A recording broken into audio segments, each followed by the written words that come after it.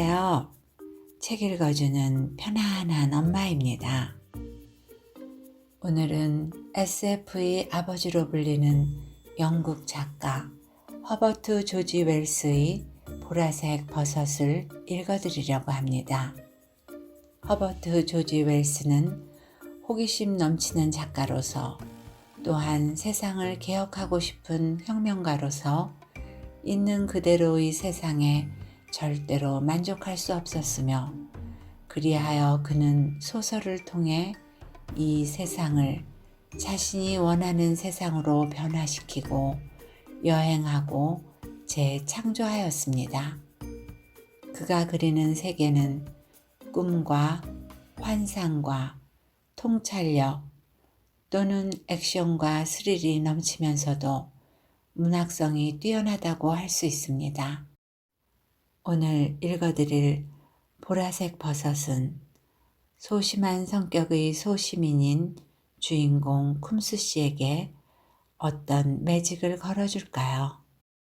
제가 선택한 책과 함께하는 이 시간이 여러분 모두에게 잠시 쉬어갈 수 있는 쉼표의 시간이 되기를 바라며 구독과 좋아요를 꾹 눌러주세요.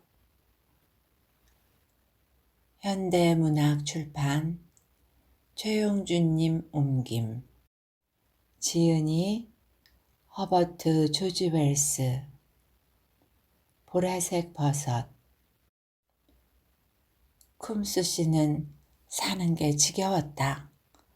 자신의 우울한 집에서 걸어 나온 쿰스 씨는 자신의 존재뿐 아니라 다른 모든 존재에 질려버려 중심가를 피해 게스워크 도로를 빠져나온 뒤 스탈링의 시골집들로 가는 운하위 나무다리를 건넜고, 곧 인간 주거지의 풍경과 소리에서 벗어나 축축한 소나무 숲에 혼자 있게 되었다.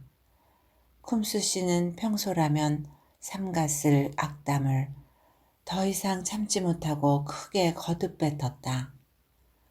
쿰스 씨는 얼굴이 창백하고 몸집이 작은 남자로 눈은 검었고 콧수염은 가늘고 새까맸다. 옷깃은 살짝 해졌지만 꼿꼿이 세워져 있어 마치 이중턱이 있는 것처럼 보였고, 외투는 허름하긴 해도 가장자리에 아스트라한이 되어져 있었다. 아스트라한이란 새끼 양의 털가죽입니다. 장갑은 밝은 갈색이었는데 손가락 관절을 덮는 부위에는 검은 줄무늬가 있었고 손가락 끝부분은 갈라져 있었다. 기억도 안 날 만큼 까마득한 과거 시절에, 그러니까 결혼 전에, 아내는 쿰스 씨의 외모가 군인 같다고 말한 적이 있었다. 그러나 이제 아내는 부부간에 하는 말로는 몹시 불쾌하게도 쿰스 씨를 하찮은 군뱅이라 불렀다. 이것 말고도 아내는 쿰스 씨를 여러 가지 표현으로 불렀다. 지긋지긋한 제니 때문에 또다시 말다툼이 일어났다. 아내의 친구인 제니는 쿰스 씨가 초대도 하지 않았는데 꼬박꼬박 일요일마다 집에 와 저녁을 먹었고 오후 내내 소동을 일으켰다. 제니는 몸집이 크고 시끄러운 여자였고 화려한 색깔을 좋아했으며 귀에 거슬리는 소리로 크게 웃었다. 그리고 이번 일요일에 제니는 자기만큼이나 허식덩어리인 눈팡이를 옆구리에 달고 옴으로써 이제까지 침입에 정점을 찍었다.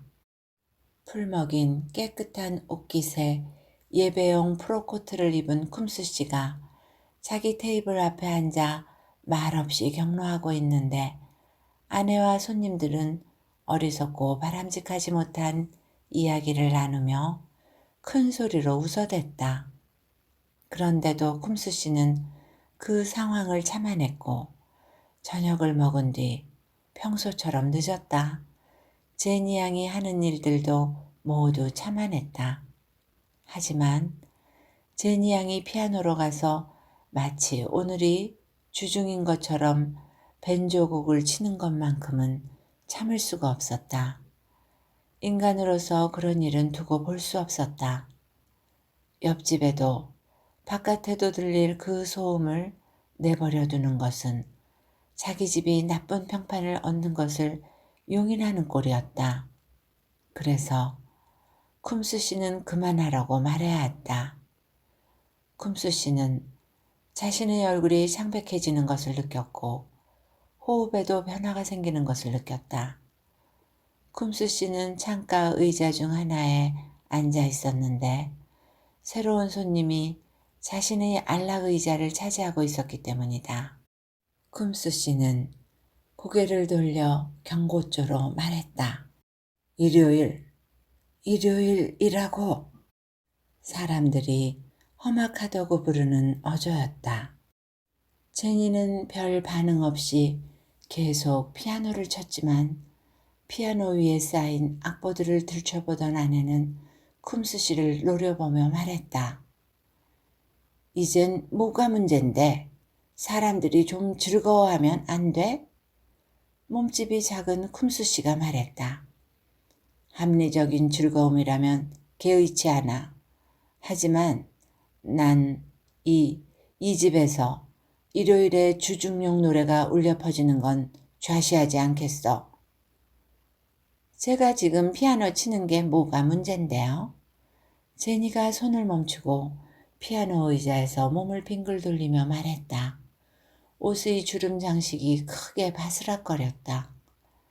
말다툼으로 번질 것처럼 보이자 전 세계의 모든 소심하고 겁 많은 남자들처럼 쿰스 씨는 지나치게 강경한 말을 했다. 그 피아노 의자에 좀 가만히 앉아 있어요. 뚱땡이용 의자가 아니란 말입니다. 제니가 경로해서 말했다. 난 몸무게는 신경 끄시죠. 제 연주가 뭐가 어쨌다고요? 일요일에는 음악을 연주하지 말라는 뜻인가요? 쿰스 씨? 새 손님이 그렇게 말하며 안락 의자에 등을 기대고 담배 연기를 뿜더니 동정하는 웃음을 지었다. 그 순간 아내가 제니에게 저 사람은 신경 쓰지 마. 계속해 제니 라고 말했다. 그렇습니다. 쿰스 씨가 새 손님에게 말했다. 왜인지 여쭤봐도 될까요? 담배를 피우는 새 손님은 곧 벌어질 논쟁을 기대하며 그렇게 말했다. 새 손님은 멋들어진 밝은 진흙색 옷에 진주 달린 은핀을 꽂은 하얀 넥타이를 한 날씬한 젊은이였다. 검은 정장을 입는 게 훨씬 나았을 거라고 쿰스 씨는 생각했다. 쿰스 씨는 말하기 시작했다. 왜냐하면 제 생활과 맞지 않으니까요. 전 사업가입니다. 전 제 거래처들을 돌봐야 합니다. 합리적인 즐거움은 쿰스 부인이 비웃으며 말했다. 거래처. 그게 저희가 늘 말하는 거죠. 우린 이래야 한다. 우린 저래야 한다. 내 거래처들을 돌볼 생각이 아니라면 왜 나랑 결혼한 거야? 쿰스 씨가 말했다. 그러게. 제니가 그렇게 말하며 다시 피아노로 몸을 돌렸다. 당신 같은 사람은 처음 봤으니까. 쿰스 부인이 말했다. 결혼한 뒤로 당신은 180도 달라졌어. 전에는. 그때 제니가 다시 신나게 벤조곡을 연주하기 시작했다. 이것 봐. 마침내 반란을 일으키기로 마음먹은 쿰스 씨가 일어나 목소리를 높였다. 결단코 이건 용납하지 않겠어. 쿰스 씨의 프로코트가 들썩거렸다. 폭력은 안 됩니다. 진흙색 옷을 입은 길쭉한 젊은이가 허리를 세우며 말했다. 당신 따위가 뭔데? 쿰스 씨가 사납게 말했다. 그러자 모두가 한꺼번에 말하기 시작했다. 새 손님은 자신은 제니의 약혼자이니 제니를 보호할 거라고 말했고 쿰스 씨는 어디서 그러든 환영이지만 자기 집에서만은 안 된다고 말했다. 쿰스 부인은 손님들을 모욕하다니 부끄러운 줄 알라며 이미 얘기했듯 당신은 정말 하찮은 굼벵이가 되어간다고 했다. 쿰스 씨는 손님들에게 집에서 나가라고 명령했지만 손님들이 가려 하지 않자 결국 자기가 나가겠다고 말했다. 쿰스 씨는 시뻘겋게 달아오른 얼굴로 눈에는 눈물까지 고여 복도로 나가 버둥거리며 외투를 입고는 프로코트 소매가 팔에 콘서티나처럼 쭈글쭈글하게 걸렸기 때문이다. 콘서티나란 육각형 모양의 아코디언입니다. 실크 해트의 먼지를 털고 그것을 썼다. 다시 들려오는 제니의 서투른 피아노 연주가 그를 집에서 몰아냈다. 쿰스 씨는 집이 흔들릴 정도로 가게 문을 쾅 닫았다. 짧은 이 사건으로 쿰스 씨의 마음이 즉시 결정되었다. 여러분도 쿰스 씨가 왜 존재의 혐오감을 느끼게 됐는지 이제 이해할 것이다. 쿰스 씨는 전나무 아래 진창길을 걸어가면서 때는 10월 하순이었고 도랑들과 전나무 잎 더미들이 버섯들과 어우러져 참으로 멋졌다. 자신의 우울한 결혼사를 간략히 돌아보았다. 짧고 진부했다. 쿰스 씨는 이제 아내가 자신과 결혼한 이유가 단순한 호기심과 성가시고 고되고 불분명한 작업실에서의 삶에서 탈출하기 위해서였음을 확실하게 이해했다. 아내 계층의 대다수가 그러하듯 아내는 너무 멍청해서 남편의 사업을 돕는 게 자신의 의무임을 깨닫지 못했다. 아내는 즐거움을 탐했고 수다스러웠으며 친목을 좋아했고 아직도 자신이 가난의 제약에 시달린다는 사실에 실망하고 있었다. 쿰스 씨가 걱정하는 말을 하면 아내는 격앙했고 행동을 아주 살짝만 통제하려 해도 아내는 바가지를 긁어댔다. 왜 전처럼 다정할 수 없을까? 자기 수양에서 정신적인 자양분을 얻는 작고 무해한 쿰스 씨는 자제와 사업적인 경쟁심만으로 충분한 사람이었는데 얼마 후 여자 메피스토펠레스인 제니가 나타나 메피스토펠레스는 파우스트 전설에 나오는 악마입니다.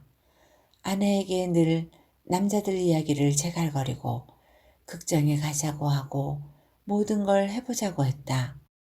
게다가 아내의 이모들과 남녀 사촌들은 미천을 모두 먹어치우고 쿰스 씨를 면전에서 모욕하고 가게를 뒤집어 놓고 선량한 손님들을 화나게 하면서 전반적으로 쿰스 씨의 인생을 황폐하게 만들었다.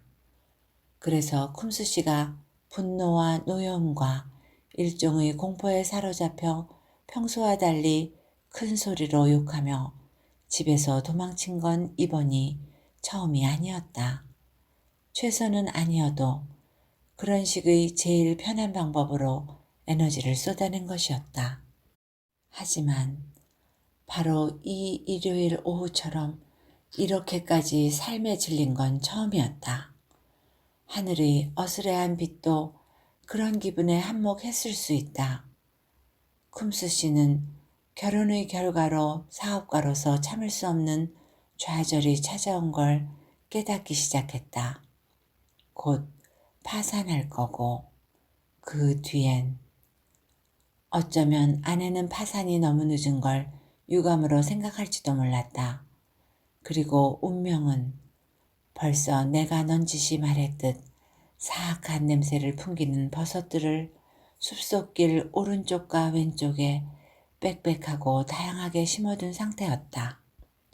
아내가 불성실한 배우자란 걸 알게 되면 작은 가게 주인은 침울한 기분에 빠지게 된다. 쿰스 씨의 자본은 모두 사업에 묶여 있었고 아내와 이혼한다는 건 어딘가에 존재한다는 실업자들의 무리에 합류한다는 걸 뜻했다. 이 남자에게 이혼이란 사치는 전혀 불가능했다. 그래서 좋든 싫든 결혼이라는 훌륭하고 오랜 전통에 붙들려 있었고 상황은 비극의 절정을 향해 치닫고 있었다. 벽돌공은 아내를 발로 차 죽이고 공작은 아내를 배신한다. 하지만 별 볼 일 없는 사무원들과 가게 주인들 사이에선 요즘 목을 따서 아내를 죽이는 것이 가장 흔했다. 그래서 쿰스 씨는 면도칼, 권총, 빵칼 따위를 써서 자신의 꺾인 희망들의 영광스러운 종말을 고하고자 검시관 앞으로 자기 적들의 이름을 거론하며 간곡히 용서를 비는 감동적인 편지를 쓰리라 생각했다. 그 상황에서 그런 생각을 한 건 이상한 일이 아니었으니 여러분도 최대한 관대하게 받아들여 주기를 바란다. 잠시 후 맹렬한 화가 가라앉자 우울이 찾아왔다. 쿰스 씨가 아래까지 단추를 다 채우고 입고 있는 외투는 처음으로 산 하나밖에 없는 외투로 바로 이것을 입고 결혼했었다. 쿰스 씨는 바로 이 길에서 연애하던 일이 떠올랐고 자본금을 만들려고 오랫동안 몹시 절약하며 저금한 일과 결혼에 대한 꿈에 부풀었던 일도 떠올랐다. 그 모든 게 이렇게 되다니. 이 세상에 동정적인 지배자란 건 없는 걸까? 쿰스 씨는 다시 죽음이라는 화제로 돌아갔다. 방금 건너온 운하 한가운데까지 들어가도 서 있으면 고개가 물 밖으로 나와 익사하지 못하는 것은 아닐까 생각하고 있는데 보라색 버섯이 눈에 들어왔다. 쿰스 씨는 잠시 무감각하게 버섯의 갓을 바라보다가 그것을 주우려고 허리를 숙였다. 그게 지갑 같은 가죽으로 만든 물건인 줄 알았던 것이다. 이윽고 쿰스 씨는 그것이 보라색 버섯임을 깨달았다. 유난히 독이 있어 보이는 보라색이었다. 버섯은 미끄덩거리고 반들거렸으며 시큼한 냄새가 났다. 쿰스 씨는 버섯에서 1인치 정도 떨어진 곳에서 주저하다가 퍼뜩 독을 먹고 죽는 것이 좋겠다는 생각을 했다. 쿰스 씨는 버섯을 따서 손에 쥔 채 다시 허리를 폈다. 버섯에선 코를 찌르는 강한 냄새가 났지만 역겨운 냄새는 아니었다. 쿰스 씨가 한 조각을 뜯어내자 크림처럼 하얀 신선한 단면이 10초 만에 거짓말처럼 노란빛 또는 초록색으로 변했다. 유혹적이기까지 한 변화였다. 쿰스 씨는 2조각을 더 뜯어냈고 역시 색이 변했다. 참으로 놀라운 그 버섯은 아버지가 종종 말했던 치명적인 독버섯 같았다. 치명적인 독이라. 지금처럼 경솔하게 무슨 결정을 내려보기는 처음이었지만 쿰스 씨는 생각했다. 안 될 게 뭐 있어. 그러고는 떼어낸 버섯 조각을 조금 씹어보았다. 사실 아주 작은 조각이었다. 부스러기에 지나지 않았다. 혀가 너무나 얼얼해져서 쿰스 씨는 하마터면 뱉을 뻔했지만 이윽고 맵고 풍미 가득한 맛이 느껴졌다. 서양 고추냉이를 조금 더한 독일 겨자 같았고 버섯 맛이었다. 쿰스 씨는 흥분하며 버섯을 꿀꺽 삼켰다. 이 맛이 마음에 드는 걸까? 아닌 걸까? 쿰스 씨의 정신이 묘하게 경솔해져서 다시 한 조각을 더 먹어보았다. 정말로 맛이 나쁘지 않고 괜찮았다. 쿰스 씨는 즉시 당면한 문제들을 잊어버리고 죽음을 가지고 놀았다. 또다시 한 조각을 떼어 찬찬히 한 입 가득 먹어치운 것이다. 묘하고 따끔거리는 느낌이 손가락 끝과 발가락에서 느껴지기 시작했다. 맥박이 빨라지기 시작했다. 귓속에서 피가 물방아를 도는 물줄기 같은 소리를 냈다. 한 조각 더 먹어보자. 쿰스 씨는 말했다. 쿰스 씨는 몸을 돌려 주위를 보았고 발이 흔들리는 걸 알 수 있었다. 쿰스 씨는 연암은 야드 떨어진 곳에 있는 작은 보라색 무더기를 보고 그쪽으로 힘겹게 나아갔다. 쿰스 씨가 말했다. 아도 멋진 놈인걸. 아디 더 먹어야 해.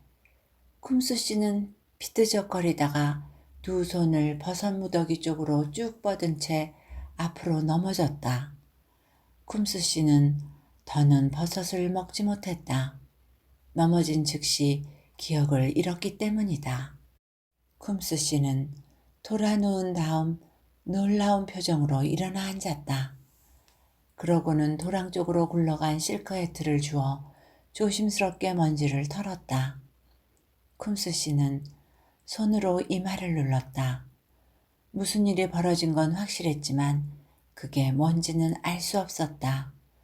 어쨌거나 쿰스 씨는 더 이상 우울하지 않았다. 마음이 밝고 즐거웠다. 그리고 목이 타는 것 같았다. 쿰스 씨는 갑자기 유쾌해져 껄껄 웃었다. 내가 우울했나? 알 수 없었다. 하지만 어쨌든 더는 우울하지 않았다. 쿰스 씨는 휘청거리며 일어나 기분 좋게 웃으며 우주를 바라보았다. 기억이 나기 시작했다. 아주 잘 기억나진 않았지만 머릿속에서 기억의 회전목마가 돌기 시작했다. 이제 쿰스 씨는 자신이 집에서 불쾌했던 이유가 단지 사람들이 유쾌해지고 싶어 했기 때문이란 걸 알 수 있었다. 그들이 옳았다. 삶은 가능한 한 즐거워야 했다. 쿰스 씨는 집으로 돌아가 그들과 화해하고 싶었다. 그들을 위해 이 유쾌한 독버섯을 집으로 좀 가져갈까? 모자 가득 가져가야지. 몇 개는 하얀 점이 박힌 빨간 버섯이었고 몇 개는 노란색이었다. 예전의 쿰스 씨는 우울한 망나니였고 즐거움의 적이었다. 이제 쿰스 씨는 그에 대해 사과할 생각이었다. 상의 소매를 뒤집고 조끼 주머니에 노란 금작화를 꽂으면 유쾌할 것 같았다. 그는 꽃을 꽂은 뒤 즐거운 저녁 시간을 보내러 노래 부르며 집으로 돌아갔다. 쿰스 씨가 집을 나간 뒤 제니는 연주를 그만두고 피아노 의자 위에서 다시 몸을 돌렸다. 아무것도 아닌 일로 웬 소동이람? 제니가 말했다.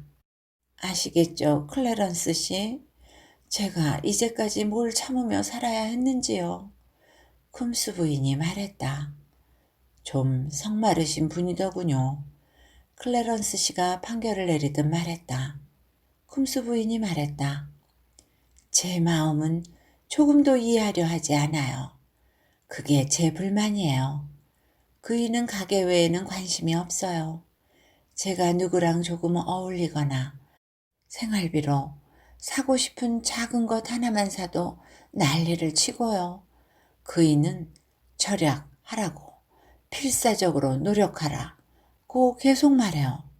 그이는 밤새 뒤척이면서 어떻게 하면 제게서 한 푼이라도 더 짜낼까 그 생각만 해요. 한 번은 도시버터를 먹자고 했다니까요. 도시버터란 영국 도시지방에서 나는 대중적인 버터였으나 작품의 배경 무렵엔 외국 버터들에 밀려 인기가 급락했다. 제가 거기에 굴복했다면 아시겠죠? 물론이야, 제니가 말했다. 클래런스 씨는 안락 의자에 느긋이 기대며 말했다. 남자가 여자를 존중한다면 여자를 위해 희생할 준비가 되어 있어야 하는 겁니다. 제 경우엔요. 클래런스 씨가 제니를 보며 말했다. 저라면 멋지게 그럴 수 있는 위치에 오르기 전까진 결혼할 생각도 안 할 겁니다. 그건 지독하게 이기적이니까요. 남자라면 싸움이 난무하는 난장판을 혼자 헤치고 나가야 하는 겁니다. 절대로 여자를 끌어들이지 말고요. 제니가 말했다. 난 완전히 동의할 수 없어. 왜 남자가 여자의 도움을 받으면 안 되는지 모르겠다고. 남자가 여자를 비열하게 대우하지 않는다는 가정하에 말이야. 쿰스 부인이 말했다. 못 믿으실 거예요.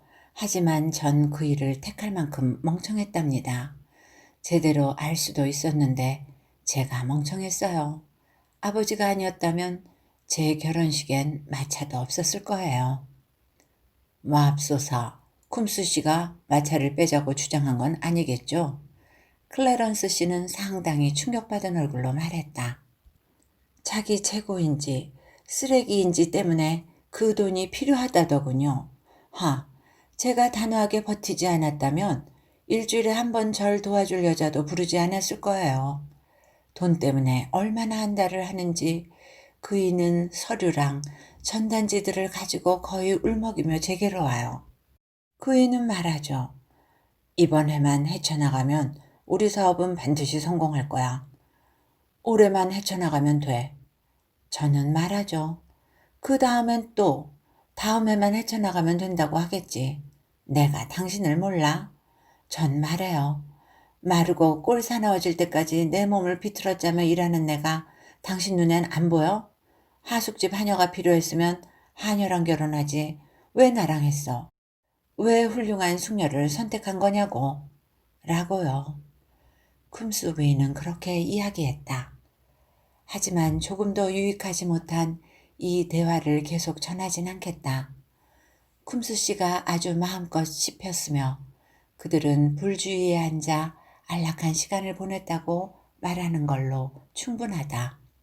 이윽고 쿰스 부인은 차를 끓이러 가고 제니는 클래런스 씨가 앉아있는 의자 팔걸이에 요염하게 앉았다. 그때 밖에서 찻잔 덜그럭거리는 소리 같은 게 났다. 이게 무슨 소리야? 쿰스 부인이 쾌활하게 말하며 들어와서는 둘이 키스를 한 것을 두고 놀려댔다.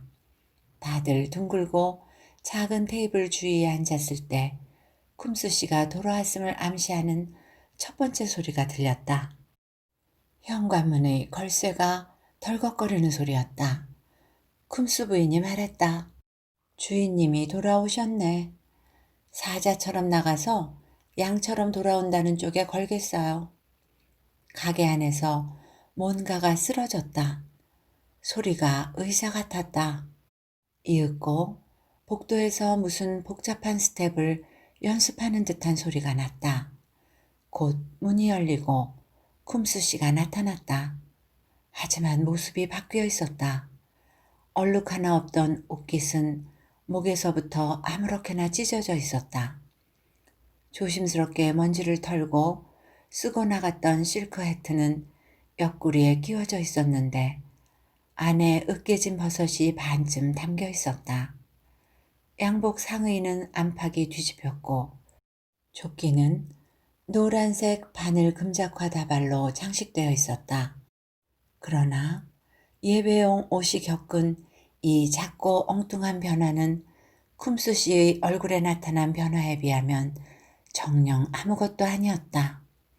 쿰스 씨의 얼굴은 납처럼 하얗고 비정상적으로 커진 눈은 번득였으며 창백한 푸른 입술은 음산한 미소를 지으며 말려 올라가 있었다. 즐거워, 쿰스 씨가 말했다. 쿰스 씨는 춤추던 걸 멈추고 문을 연 참이었다. 합리적인 즐거움, 춤. 방 안으로 들어온 쿰스 씨는 환상적인 스텝을 3번 밟고는 멈춰서 절을 했다. 짐! 쿰스 부인이 비명을 질렀고 클래런스 씨는 입을 딱 벌린 채 돌처럼 굳었다. 쿰스 씨가 말했다. 차는 즐거운 거지. 의자들도 던져버려. 아우요. 취했군. 제니가 작은 소리로 말했다. 그렇게 심하게 창백해지고 눈이 커져 번쩍이는 취한 남자는 처음 보았기 때문이었다. 쿰스 씨는 진홍색 들버섯 한 움큼을 클래런스 씨에게 내밀었다. 쿰스 씨가 말했다. 즐거운 것 좀 먹어봐요. 그 순간 쿰스 씨는 다정했다. 그 다음 사람들이 놀란 얼굴을 본 쿰스 씨는 광인 특유의 신속한 속도로 돌변해 미친 듯이 화를 냈다. 마치 집을 떠날 때의 말다툼을 돌연 기억해낸 듯했다. 쿰스 부인이 평생 처음 들어보는 병력 같은 목소리로 쿰스 씨가 외쳤다. 내 집이다. 내가 이 집의 주인이다. 내가 주는 것을 먹으라. 쿰스 씨는 전혀 힘들이지 않고 마치 속삭이듯 고함쳤으며 폭력적인 몸짓도 없이 그저 한 손 가득한 버섯을 내밀었다. 클래런스 씨는 본인이 겁쟁이임을 증명했다. 쿰스 씨의 눈에 어린 미친 경로를 똑바로 볼 수가 없어 의자를 밀며 벌떡 일어나 몸을 돌리고 웅크린 것이다. 그러자 쿰스 씨는 클래런스 씨에게로 돌진했다. 제니는 기회가 온 것을 알고 유령 같은 비명을 내지르며 문으로 도망쳤다. 쿰스 부인도 제니를 따라갔다.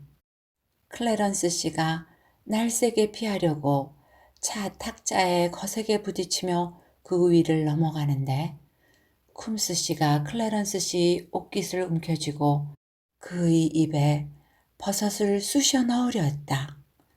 클래런스 씨는 기꺼이 옷깃을 버리는 쪽을 택했고 얼굴에 붉은 광대버섯 조각들을 붙인 채로 복도로 몸을 날렸다. 그이가 못 나오게 문을 닫아야 해요. 쿰스 부인은 그렇게 외치며 문을 닫으려 했지만 부인의 지원부대가 부인을 버렸다. 제니는 가게 문이 열린 것을 보고 그쪽으로 사라지며 문을 잠가버렸고 클래런스 씨는 다급히 주방으로 들어갔다. 쿰스 씨는 문에 몸을 쿵쿵 부딪혔고 쿰스 부인은 열쇠가 집 안에 있다는 걸 깨닫고는 재빨리 2층으로 올라가 여분의 침실에 숨은 뒤 문을 잠갔다. 이제 삶의 기쁨으로 새로이 전향한 자가 복도에 나타났고 장식물은 살짝 흩어졌지만 모자에 담긴 버섯은 아직도 옆구리 아래에 있었다. 쿰스 씨는 세 갈래 길에서 잠시 망설이다 주방으로 마음을 정했다. 그러자 열쇠를 만지작거리던 클래런스 씨는 집주인을 감금하려는 계획을 포기하고 설거지 방 속으로 도망쳤다. 하지만 뜰로 나가는 문을 열기도 전에 붙잡히고 말았다. 클래런스 씨는 그때 일어난 일에 대해서는 유달리 입을 꽉 다물고 있다. 일시적인 노여움이 사라지자 쿰스 씨는 도로 다정한 놀이 친구가 되었고 주위에 식칼과 고깃칼들이 있었기에 클래런스 씨는 쿰스 씨의 기분을 최대한 맞춰주며 비극적인 일을 피하고자 했다. 쿰스 씨가 완전히 만족할 때까지 클래런스 씨와 놀았다는 사실에는 이론의 여지가 없다. 오랫동안 알아온 사이였어도 그보다 더 즐겁고 치밀하게 놀 수는 없었으리라. 쿰스 씨는 버섯을 먹어보라고 쾌활하게 강요했고 다정한 난투가 좀 있었으며 이윽고 쿰스 씨는 자신이 손님의 면전에서 벌인 난리법석에 양심의 가책을 느꼈다.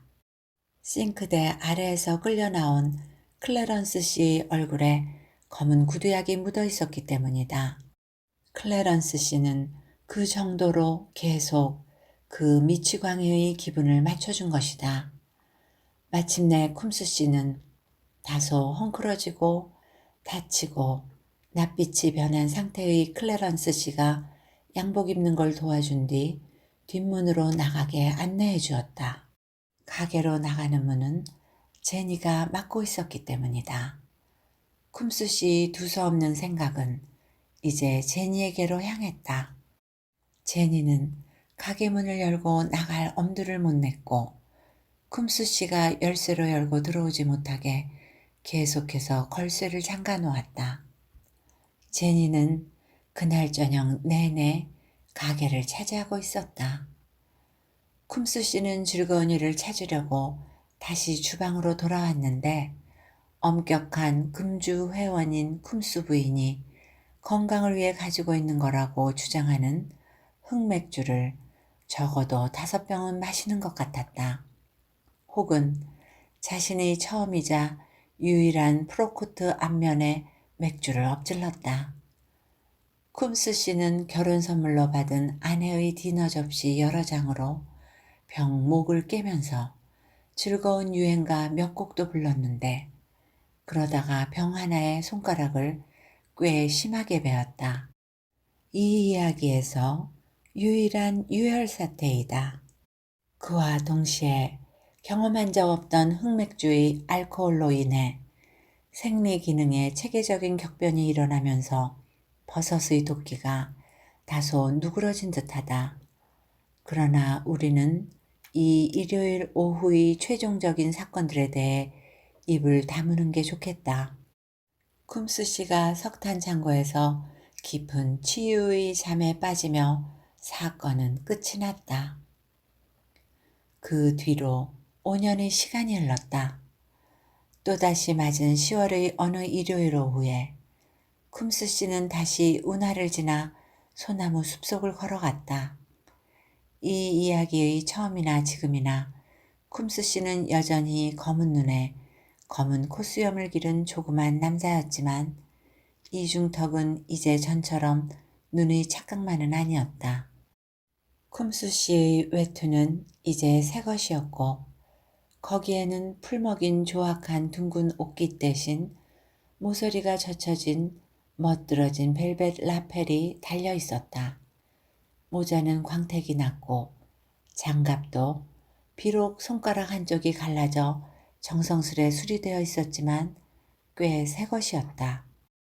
고개를 빳빳이 쳐들고 있는 쿰스 씨는 자신이 잘났다고 생각하는 사람 특유의 정확한 태도를 보이고 있었다. 쿰스 씨는 이제 3명의 점원을 거느린 고용주였다. 옆에는 쿰스 씨를 더 크게 만든 뒤 햇볕에 태운 듯한 동생 톰이 나란히 걷고 있었다. 동생은 막 오스트레일리아에서 돌아온 상태였다. 형제는 예전의 고생들을 회상하고 있었고 쿰스 씨는 막 재정에 대해 얘기하던 차였다. 동생 톰이 말했다. 작지만 아주 훌륭한 사업체야. 형, 요즘 같은 경쟁시대에 이만큼 일으켜 세우다니 형은 엄청 운이 좋아. 자기 일처럼 발 뻗고 나서서 도우는 아내를 둔 것도 얼마나 운 좋은 일이야. 쿰스 씨가 말했다. 우리끼리 얘기지만 늘 이렇진 않았어. 늘 이런 식은 아니었다고. 그 여자는 전엔 좀 경솔했어. 여자들은 재밌는 동물이야. 그럴 수가? 그래, 넌 상상도 잘 안 되겠지만 내 마누라는 노골적으로 사치스러웠고 늘 날 모욕했었어. 난 너무 쉽고 충성스러운 편이었었고 마누라는 온 세상이 자기를 중심으로 돌아간다고 생각했지. 집이 완전 숙박소 같았어. 마누라는 자기 친척이며 사업상 알게 된 여자들이며 그 여자들이 논팡이들까지 늘 불러들였으니까 그 사람들이랑 일요일에도 우스꽝스러운 노래들을 불러댔어. 그러니 아내에게 우리 사업은 뒷전이 됐지. 논팡이들에게 추파도 던지더라. 정말이지, 톰. 집이 내 집이 아니었어. 상상도 안 되는걸. 정말 그랬다니까. 난 아내를 설득했어. 난 말했지. 난 공작이 아니니까 아내를 애완동물처럼 보살필 수가 없어. 내가 당신과 결혼한 건 도움을 받고 함께하기 위해서였어. 이런 말도 했어. 당신은 날 도와주고 함께 사업을 이끌어야 해. 마누라는 들으려 하지 않았어. 그래서 내가 말했지. 좋아. 난 부드러운 남자지만 한번 화나면 무서워. 그리고 이제 화가 나려고 해. 하지만 마누라는 내 경고를 들은 척도 안 했어. 여자들은 원래 그래. 마누라는 내가 화를 못 내는 사람이라고 생각했지. 그런 류의 여자들은 우리끼리 얘기지만 톰, 한번 호된 맛을 봐야 남자를 존경할 줄 알게 돼. 그래서 내가 갑자기 본때를 보여줬지. 마누라랑 함께 일했던 제니란 여자와 그 여자의 눈팡이가 왔을 때였어. 말다툼을 좀 한 후 난 이곳으로 왔어. 딱 오늘 같은 날이었어. 그리고 난 모든 계획을 짰어. 그런 뒤 집으로 돌아가 일에 착수했지. 형이? 난 정말 돌았었거든. 마누라를 때리고 싶진 않아서 집에 돌아가서 그 눈팡이를 박아버렸지. 내가 뭘 할 수 있는지 보여주려고 말이야. 놈은 몸집이 컸어. 하지만 난 놈을 가볍게 갈겨준 뒤 주위 것들을 박살내고 마누라를 위협했지. 아내는 2층으로 도망쳐서 방에 숨은 뒤 문을 잠갔고, 그래서 그게 다야. 이튿날 마누라에게 말했어. 이젠 알겠지? 내가 화가 나면 어떻게 되는지. 그 뒤론 더는 말할 필요가 없었어. 그래서 그 후론 계속 행복했던 거야? 말하자면 상대에게 단호하게 구는 것 이상 좋은 건 없거든. 그날 오후의 일이 없었다면 난 지금 길을 터벅터벅 걸어 다니고 그 여자는 계속 내게 불평해대고 처가 식구들은 내가 마누라를 가난의 구렁텅이로 끌고 들어갔다고 불평했겠지. 처가 방식은 내가 좀 알거든. 하지만 이제 우린 괜찮아. 그리고 네 말 맞다나 작지만 아주 괜찮은 사업체도 있지. 형제는 생각에 잠긴 채 계속 길을 걸었다. 여자들은 아주 재미있는 동물이야. 동생 톰이 말했다.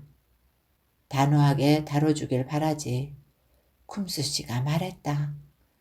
이윽고 동생 톰이 말했다. 이 근처엔 이런 버섯이 정말 많네. 도대체 이런 건 어디에 쓸까? 쿰스 씨는 버섯을 보았다. 어떤 현명한 목적에 쓰라고 하늘에서 내려주신 거야. 쿰스 씨가 말했다. 쿰스 씨는 저 보라색 버섯이 작고 얼빠진 남자를 미치게 만들어 계획을 단호하게 행동으로 옮기게 해준 것에, 결국 인생을 완전히 바꾸게 해준 것에 무한한 감사를 느꼈다. 이야기는 여기까지입니다. 작은 가게를 운영하고 있는 쿰스 씨는 자기중심적으로 사는 아내에게 노골적인 모욕을 당하며 살고 있습니다. 그녀는 자신의 친척이나 사업상 알게 된 여자들이며 그 여자의 눈팡이까지 집으로 불러들입니다. 그 중에 제니와 그의 약혼자는 일요일마다 집에 와서 저녁을 먹었고 소동을 일으킵니다. 쿰스 씨는 그들의 무례한 행동에 눈살이 찌푸려졌고 어느 일요일 제니가 서투른 솜씨로 피아노를 치자 일요일에 맞지 않는 음악이라며 참았던 화를 폭발합니다. 홧김에 운하 근처로 걸어나간 그는 근처에 있는 보라색 버섯을 보고 그 색깔에 치명적인 독버섯일지도 모른다는 생각이 들었죠.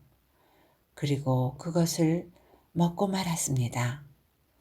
잠시 정신을 잃고 깨어난 그는 일변하여 집으로 돌아와서 자신을 괴롭힌 아내와 불청객들을 광적으로 단호하게 제압하게 됩니다. 그런 일이 있은 지 5년 후 그의 사업은 더욱 번성하였고 가정은 안정적이 되었습니다. 막 오스트레일리아에서 온 동생과 그의 성공에 대해 담소하며 더욱 자신감 있는 태도로 산책을 하던 중 보라색 버섯을 다시 보게 됩니다. 그는 그 버섯을 바라보며 자신의 계획을 단호하게 행동으로 옮기게 해준 것에, 인생을 완전히 바꾸게 해준 것에 무한한 감사를 느낍니다.